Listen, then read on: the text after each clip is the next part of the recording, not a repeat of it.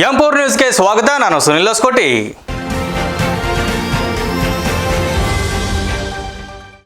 ವಿಜಯನಗರ ಜಿಲ್ಲೆ ಹಗರಿಬೊಮ್ಮನಹಳ್ಳಿ ತಾಲೂಕಿನ ಹಂಪ ಪಟ್ಟಣದ ಗ್ರಾಮದ ಜನಸೇವಾ ಟ್ರಸ್ಟ್ ಹಾಗೂ ನವೋದಯ ಯುವಕ ಸಂಘದ ವತಿಯಿಂದ ಪ್ರತಿಭಾ ಪುರಸ್ಕಾರ ಕಾರ್ಯಕ್ರಮ ಹಮ್ಮಿಕೊಳ್ಳಲಾಗಿತ್ತು.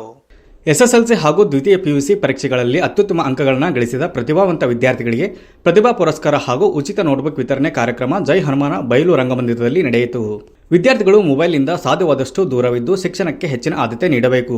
ಶಿಸ್ತು, ಕಠಿಣ ಪರಿಶ್ರಮ ಮತ್ತು ಗುರಿಯೊಂದಿಗೆ ವಿದ್ಯಾಭ್ಯಾಸ ಮಾಡಿದರೆ ಮಾತ್ರ ಜೀವನದಲ್ಲಿ ಯಶಸ್ಸು ಸಾಧಿಸಲು ಸಾಧ್ಯ ಎಂದು ಕಾರ್ಯಕ್ರಮವನ್ನು ಉದ್ಘಾಟಿಸಿ ಮಾತನಾಡಿದ ಪೂಜಾರಿ ನಿಂಗನವರು ಹೇಳಿದ್ದಾರೆ. ಅಧ್ಯಕ್ಷತೆ ವಹಿಸಿದ ಬುಡಿ ಬಸವರಾಜ್ ಗ್ರಾಮೀಣ ಭಾಗದ ಪ್ರತಿಭಾವಂತ ವಿದ್ಯಾರ್ಥಿಗಳನ್ನು ಗುರುತಿಸಿ ಗೌರವಿಸುವುದು ಹಾಗೂ ಶಿಕ್ಷಣಕ್ಕೆ ಉತ್ತೇಜನ ನೀಡುವುದು ಟ್ರಸ್ಟ್ನ ಪ್ರಮುಖ ಉದ್ದೇಶವಾಗಿದೆ. ಸಮಾಜದ ಸಹಕಾರದಿಂದ ಇಂತಹ ಕಾರ್ಯಕ್ರಮಗಳನ್ನು ಮುಂದೆಯೂ ನಿರಂತರವಾಗಿ ಹಮ್ಮಿಕೊಳ್ಳಲಾಗುವುದು ಎಂದು ತಿಳಿಸಿದ್ದಾರೆ. ಇನ್ನು ಇದೇ ವೇಳೆ ಕಾರ್ಯಕ್ರಮದಲ್ಲಿ ಎಸ್ಎಸ್ಎಲ್ಸಿ ಹಾಗೂ ದ್ವಿತೀಯ ಪಿಯುಸಿ ಪರೀಕ್ಷೆಯಲ್ಲಿ ಉತ್ತಮ ಸಾಧನೆ ಮಾಡಿದ ವಿದ್ಯಾರ್ಥಿಗಳನ್ನು ಸನ್ಮಾನಿಸಿ ಪ್ರಶಸ್ತಿ ಪತ್ರ ಹಾಗೂ ಉಚಿತ ನೋಟ್ಬುಕ್ಗಳನ್ನು ವಿತರಿಸಲಾಯಿತು.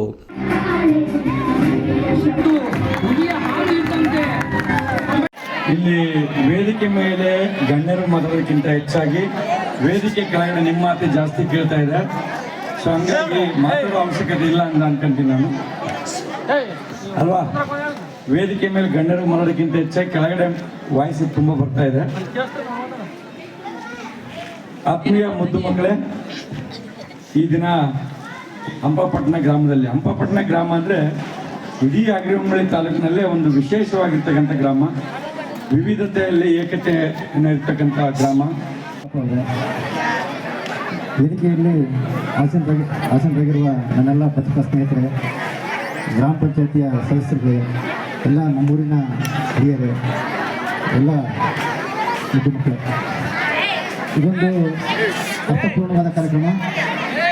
ಈ ಸೇವಾ ಟ್ರಸ್ಟ್ ಬರೀ ಮದುವೆ ಮಾಡೋದಲ್ಲ, ವಿದ್ಯಾರ್ಥಿಗಳಿಗೆ ಪ್ರೋತ್ಸಾಹ ನೀಡಿ ಕೇವಲ ಮದುವೆ ಜೊತೆಗೆ ವಿದ್ಯಾರ್ಜನೆಯನ್ನು ಮಾಡತಕ್ಕಂಥ news reporter Veeresh H, Nagalapur, M4 news, Vijayanagara.